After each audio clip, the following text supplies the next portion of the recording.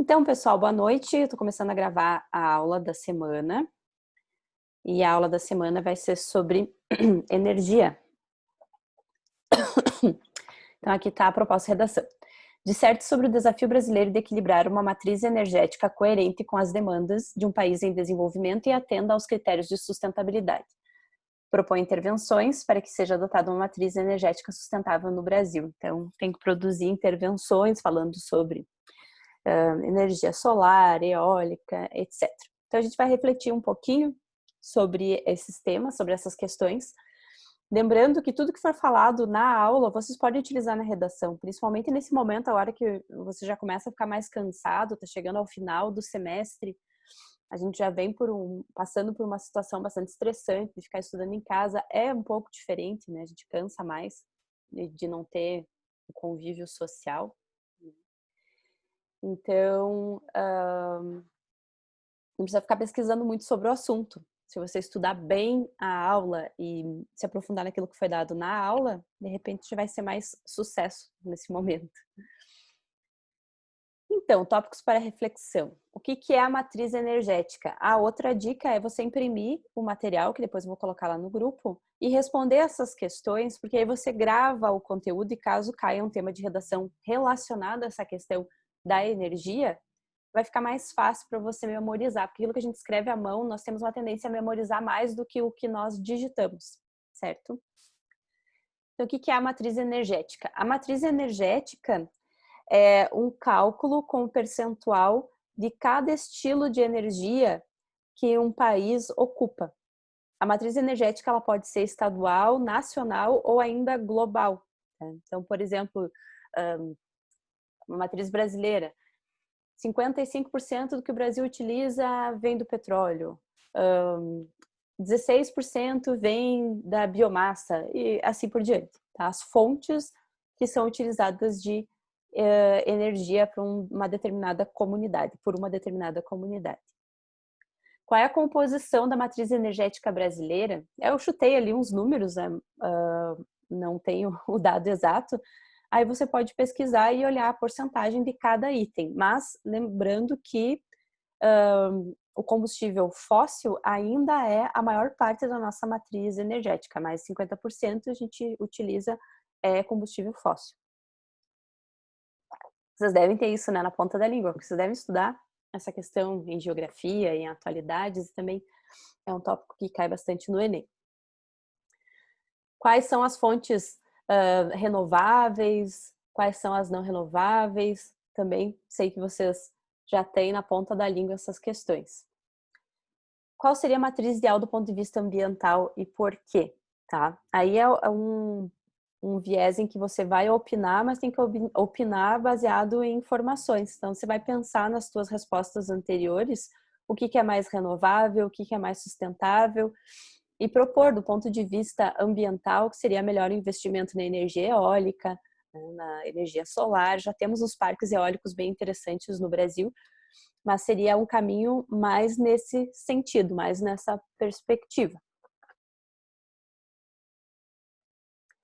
Por que eu perguntei sobre Dark, se tinham assistido a série ou não, porque ela tem uma certa relação com o tema da energia, porque a história lá, a ficção, está correlacionada à utilização de energia nuclear. Né? Então, quais são os questionamentos referentes à utilização da energia nuclear? Bom, a energia nuclear ela surgiu como sendo uma proposta de energia limpa, que impactar menos e produzir muito mais.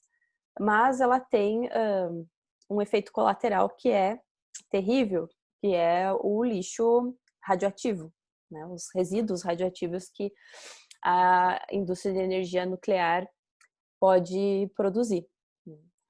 E aí na série mostra um pouquinho sobre a dificuldade de dar um destino correto, um descarte correto para esse lixo radioativo.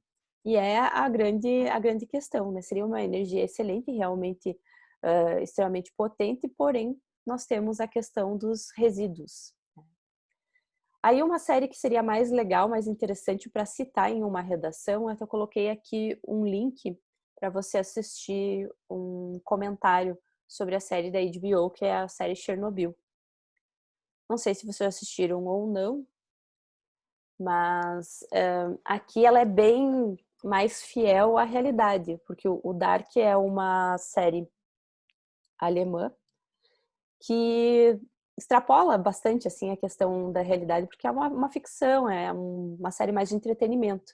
E aqui a série Chernobyl da HBO ela é mais informativa, então ela apresenta personagens que realmente vivenciaram aquela situação, que faleceram depois por conta da contaminação radioativa, o impacto, o número de pessoas que foi atingido, o que aconteceu com os animais, com os peixes, até com os animais domésticos, aborda todo o impacto bem detalhado, assim, as questões políticas por trás.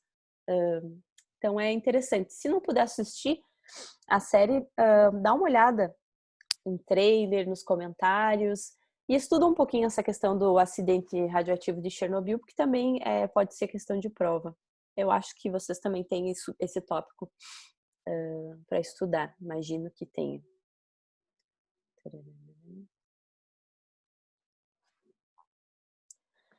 Então, o ônus e o bônus, né?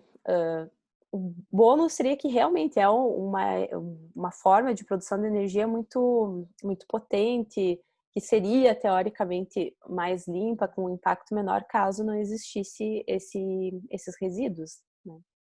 E o ônus é a preocupação com possíveis acidentes.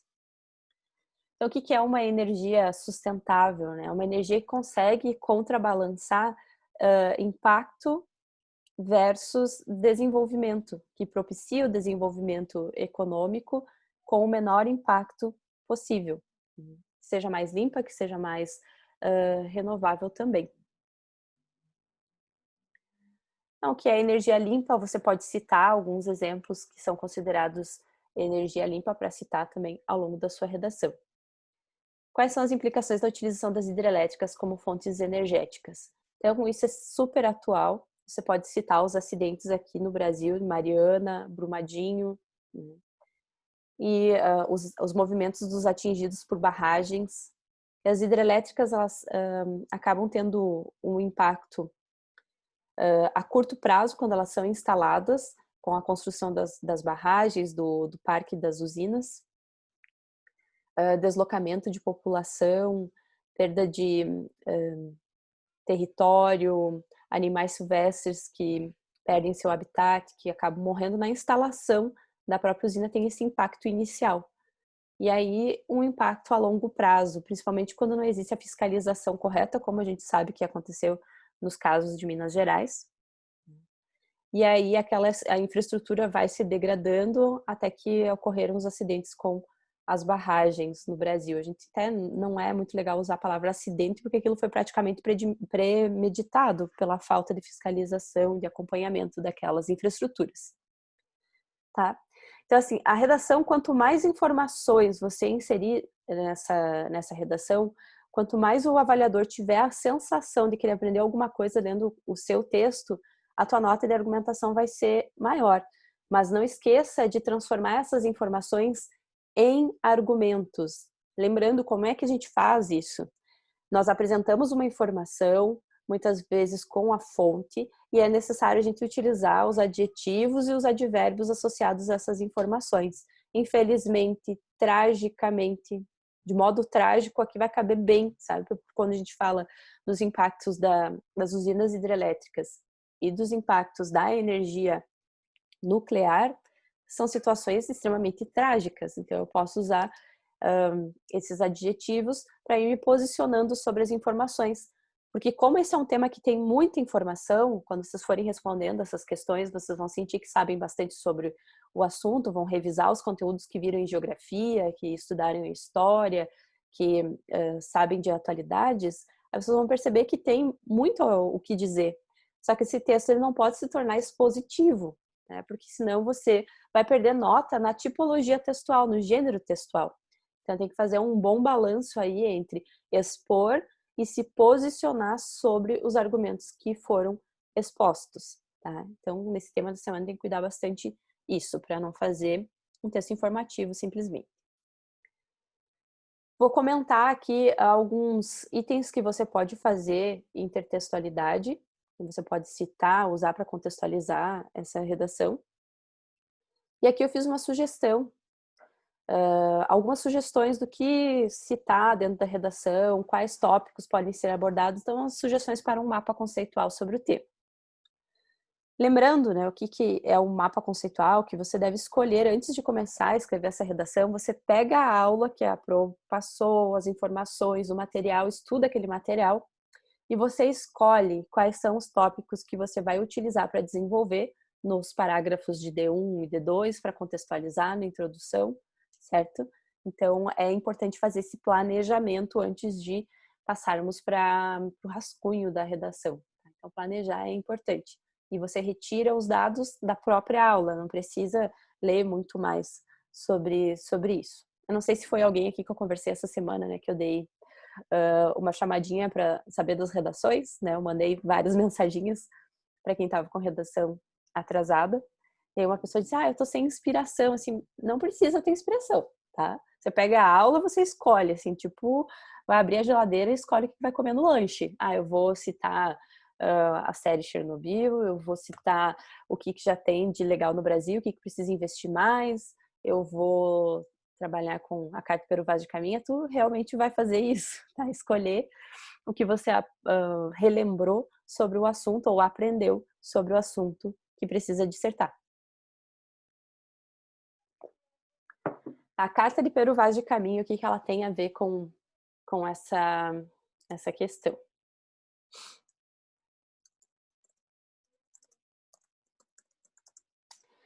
Então, lembra que o escrivão, quando ele elabora a carta para o rei Dom Manuel, ele começa essa carta, ele foca muito, uma parte bem extensa dessa carta, nas riquezas naturais do Brasil. Porque lembra que o contexto era um contexto de buscar colônias, era um contexto de buscar insumos. Tá? Então, nesse processo de mercantilização, de colonização, de buscar recursos, ele percebe assim na riqueza natural do Brasil tudo que Portugal poderia desejar em uma colônia. Né? Ele começa a descrever as águas, começa a descrever as árvores, os animais e o povo, né? Os indígenas que aqui viviam, aqui habitavam. Então, como é que eu posso correlacionar isso? Eu posso fazer, dentro da minha redação, principalmente na introdução, falar que a gênese da nação brasileira está intimamente atrelada à questão da exploração dos recursos para a produção de energia.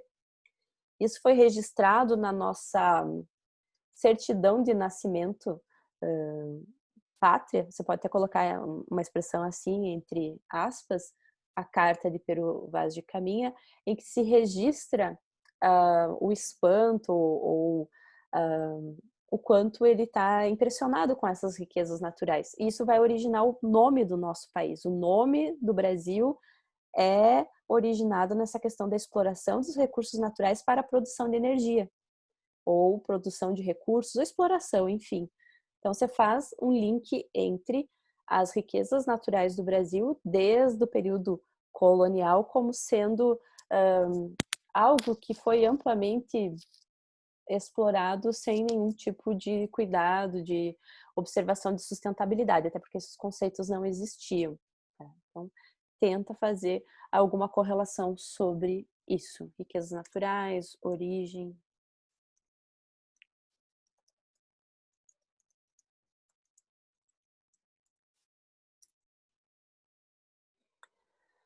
Tá? Então, é uma referência que você pode utilizar em vários temas de redação correlacionada à questão ambiental, tá? Porque ele descreve o nosso ambiente, nosso meio ambiente, já pensando nas possíveis explorações desse meio ambiente. Monteiro Lobato, o que o Monteiro Lobato tem a ver com produção de energia, com matriz energética? Então, o Monteiro Lobato, ele morou nos Estados Unidos durante um período. Inclusive, ele escreveu um livro muito legal depois que ele morou lá, que é O Presidente Negro. Não tem nada a ver com esse assunto aqui, o Presidente Negro, mas de repente em outros temas de redação. Eu trabalhei, acho que eu até comentei sobre essa obra com vocês na aula sobre racismo nas redes sociais.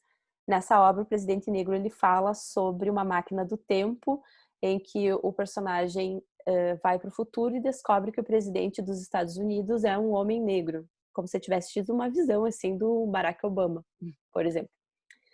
Então, o Monteiro Lobato tem uns livros que não são muito conhecidos aqui no Brasil, porque a gente registrou Monteiro Lobato, Sítio do Pica-Pau Amarelo, ou Jeca Tatu, né? Mas ele foi além, assim, ele era um cara bem à frente do seu tempo em algumas questões. E quando ele viajou, quando ele morou lá nos Estados Unidos, ele percebeu que lá tinha era uma nova corrida do ouro, tá? Era uma corrida pelo petróleo. E se transformava aquilo em energia, e as pessoas enriqueciam da noite para o dia quando encontravam o petróleo. E ele pensou, né? Ele fez um pensamento, uma analogia óbvia. Se o Brasil é tão grande quanto os Estados Unidos e tão rico externamente quanto os Estados Unidos, ou até mais, né? Claro que nós deveríamos ter petróleo no Brasil, petróleo que poderia ser explorado, que poderia virar energia e virar um recurso importante economicamente. Então ele voltou dos Estados Unidos e já começou a investir em empresas que pesquisavam o solo brasileiro em busca de um petróleo de qualidade. E então ele foi um pioneiro nessas questões, influenciando o governo a observar essas questões de que era importante explorar. Essa matriz energética que é baseada no petróleo, claro, ela é problemática do ponto de vista ambiental, mas se não fosse o petróleo, nós não teríamos nada em termos de tecnologia, de processo de urbanização, de processo de industrialização. O país foi movido a petróleo, certo? Então a gente pode colocar isso na nossa redação também, falar que o Monteiro Lobato foi muito visionário, pois ele trouxe para o Brasil a ideia, né, de que esse recurso energético poderia ser explorado e alavancar o desenvolvimento brasileiro. Porém, hoje nós sabemos que o impacto a longo prazo, ele não vale o custo-benefício a longo prazo, e também vai se esgotando, né, esse recurso. Então, você pode usar isso na sua redação. Chernobyl, que eu já comentei, aqui tem o link para você dar uma olhadinha sobre a série. Pode citar também na redação que na década de 80 surgiu como uma grande fonte revolucionária de energia, que seria o futuro, né? Uma visão do futuro. Infelizmente, com os acidentes agora, e também com o risco de enriquecimento de urânio para produzir armas de destruição em massa, é problemático a gente investir nesse tipo de energia. Certo? Sugestões de mapa conceitual, sugestões de tópicos que vocês podem desenvolver numa redação sobre matriz energética. Retomando aqui o tema, o desafio brasileiro de equilibrar uma matriz energética coerente com as demandas de um país em desenvolvimento. O que quer dizer isso?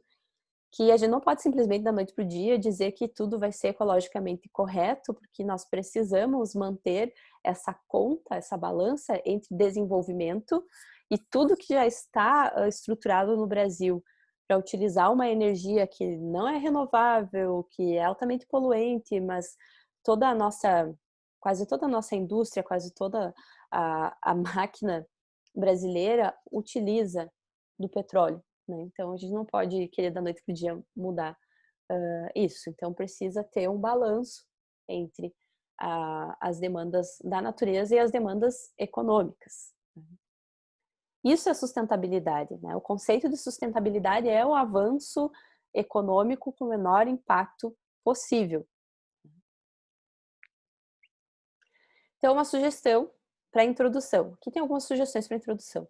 Usar o intertexto da Carta de Vaz de Caminha para destacar o quanto a história do Brasil está atrelada à exploração dos seus recursos naturais abundantes, sendo a maior parte desses destinados à produção energética. Vou dar uma adaptada nisso aqui, trabalha essa ideia e já dá uma contextualização de introdução. Já dá para fazer aquele primeiro período que inicia a introdução. Abordar como escrivão da Frota de Cabral ficou extasiado com a abundância de água e madeira do Brasil. Investi bastante nesse vocabulário, ó, extasiado, abundância. É. São algumas palavrinhas que vão deixando essa redação com uma propriedade vocabular melhor. Destacar que a matriz energética e a importância de que destacar o que é, né, explicar o que é a matriz energética e a importância de que ela atenda ao crescimento da nação ao mesmo tempo que seja o menos nociva possível ao meio ambiente. Então são 3 formas que você pode utilizar para começar essa introdução. Ou ainda pode começar com Monteiro Lobato, ou pode começar com falando sobre o acidente de Chernobyl e outras formas de buscar energia que consequentemente trouxeram tragédias. Você pode começar fazendo uma retomada histórica, dizendo que o homem sempre buscou as fontes mais oportunas de energia e nessa busca acabou trazendo impactos trágicos para o meio ambiente e para a própria humanidade. Daí pode citar essas experiências desastrosas. Tá? Desastrosa é uma palavra legal para colocar nessa redação também. Então, aqui algumas sugestões de tópicos também para os desenvolvimentos, coisinhas que vocês podem citar nas redações de vocês. Criar um tópico frasal que demonstre a composição atual da matriz energética brasileira, a qual possui como principal insumo o petróleo e, em segundo lugar, a biomassa. Então, o que é o tópico frasal? O tópico frasal é aquela primeira informação que vai no início do parágrafo de desenvolvimento. E você pode fazer, então, essa introdução do parágrafo dizendo como é a matriz atual, para depois fazer um movimento, um raciocínio com argumentos para demonstrar como poderia ser essa matriz. Segundo tópico, aborde o porquê de o petróleo ser fundamental para movimentar a nossa economia, demonstrando conhecimento sobre pré-sal, sobre a infraestrutura nacional dependente dessa fonte energética. Como eu falei antes, a gente não pode ser simplista na redação, simplesmente colocar ali uma intervenção. Deve ter mais parques eólicos, deve utilizar energia solar, deve utilizar... Não, eu tenho que fazer um raciocínio um pouco mais complexo. Isso parte também por entender que a matriz energética atual, ela tem uma razão de ser, né? Que toda a infraestrutura nacional, ela é muito dependente ainda da forma como nós constituímos a nossa matriz energética. Então, reconhecer isso na redação seria um sinal de maturidade argumentativa, né? De capacidade de leitura de contexto também. Relacionar com Monteiro Lobato, que foi um dos primeiros intelectuais a suspeitar de que o Brasil pudesse ser rico em petróleo. Destacar o contraponto de que o petróleo é um recurso não renovável e agressivo ao meio ambiente e um dos principais promotores do efeito estufa. E aí, para finalizar esse parágrafo D1, você já pode citar o que poderia ser feito, então. Aí, investindo paulatinamente em outras fontes de energia mais limpas e renováveis e citar algumas.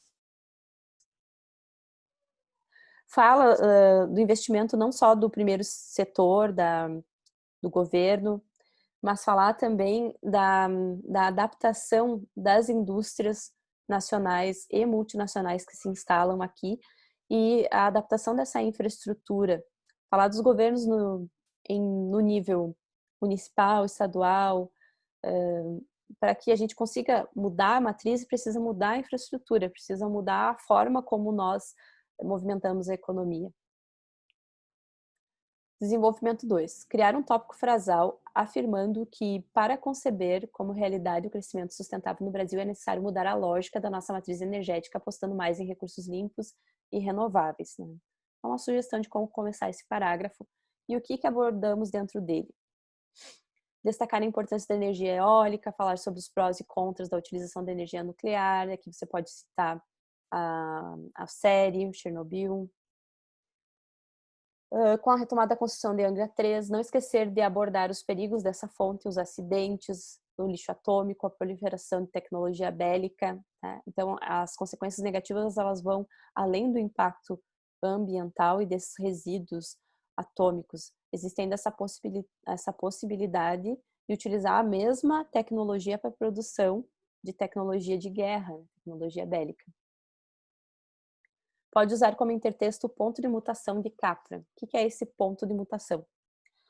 É um livro de um ativista ecológico, filósofo, que é o Fyodor, não sei pronunciar direito o nome dele, Capra.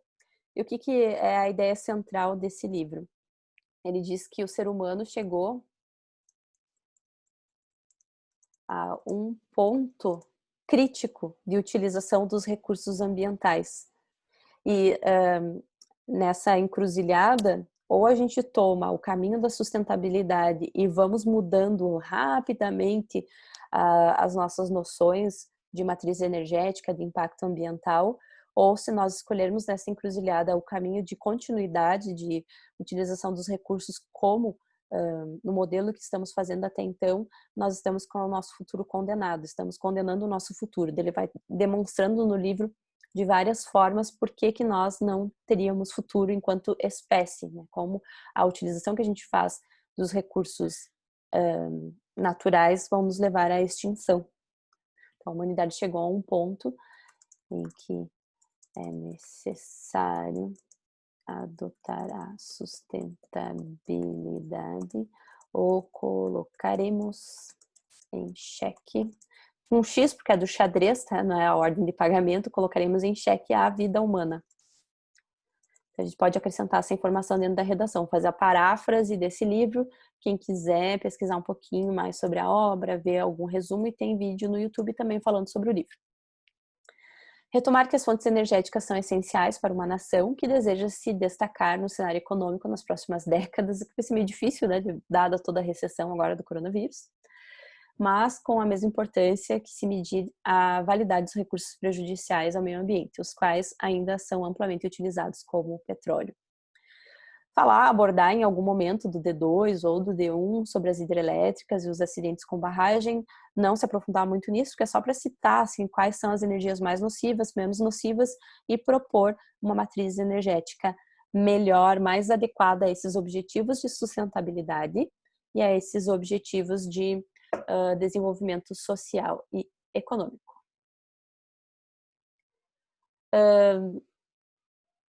Eu perdi aqui a minha grade de controle da aula, deixa eu ver aqui. Aqui. Alguém quer mandar alguma pergunta, fazer algum comentário? Que tá acabando, tem 5 minutinhos, daí dá para perguntar. Eu abri o bate-papo aqui, daí se vocês quiserem perguntar por escrito também não tem problema. Eu vou encerrar a gravação daí. Tarará, pausar a gravação, interromper a